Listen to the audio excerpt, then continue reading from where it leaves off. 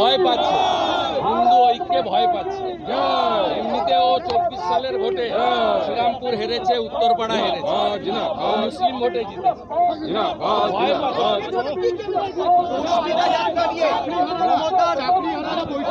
ওদেরকে আজকে টুপি পরালো মমতা, গাড়িতে তুললো, যাওয়ার কথা নবান্ন, নিয়ে গেল শিবপুর পুলিশ লাইনে।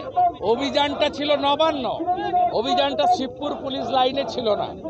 দাবি ছিল মুখ্যমন্ত্রীর সঙ্গে মিটিং, হলো মনোজ পন্থের সঙ্গে মিটিং, যিনি ডিসেম্বর মাসের পরে চিফ সেক্রেটারি থাকবেন না, যখন এদের চাকরিগুলো থাকবে না, বেতনটাও বন্ধ হবে।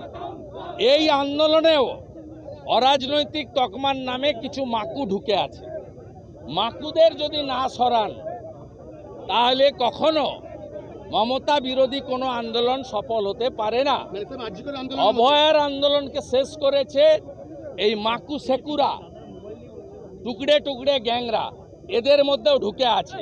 অরাজনৈতিক আন্দোলন করুন, মমতার পদত্যাগের দাবিতে আন্দোলন করুন। আমি বিরোধী দলনেতা, বিজেপির একজন, আমি কথা দিচ্ছি, যেদিন এই রাজ্যে বিজেপির সরকার হবে, রাজ্য সরকার অযোগ্যদের তালিকা দিয়েছেন, ওই অযোগ্য তালিকা বাদ দিলে বাকিরা তো যোগ্য। 22 সালে এক্স জাস্টিস অভিজিৎ গাঙ্গুলির যে তালিকা, ওই তালিকায় 19,000 যোগ্য, 7,000-এর কাছাকাছি অযোগ্য। মমতা অযোগ্যদের বাঁচাতে 26,000-কে বলি দিয়েছে। আজকে মমতা টুপি পরালো, পুলিশের গাড়িতে উঠলো, এই যে 5-7-8,000 ছেলে মেয়ে এসেছিল, লড়াইয়ের জেদ নিয়ে আন্দোলনকে ধ্বংস করল এবং নাকের বদলে নরুন নিয়ে বাড়ি গেল। আমার নয়, অভয়ার বাবা মার। 27 আগস্ট দেখিয়েছিলাম, 12টায় শুরু হয়েছিল যুদ্ধ, বাবুঘাট সন্ধ্যে 6টা অবধি।